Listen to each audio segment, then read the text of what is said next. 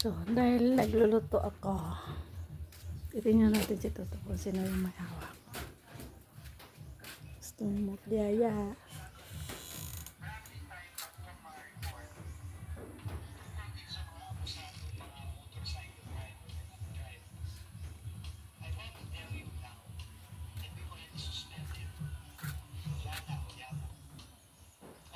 Given instruction to the LTO, and I'm asking our citizens, may nakita kami i-post sa social media na nag-truck driver, automatic suspend dito yan, 90 days yung lisensya. Kaya may investigation. Barkada yan. Hindi lang, mag-sweat. Nakita kami ng medyo, ng problema, na naabuso kayo sa kalye, suspend dito kayo. Automatic.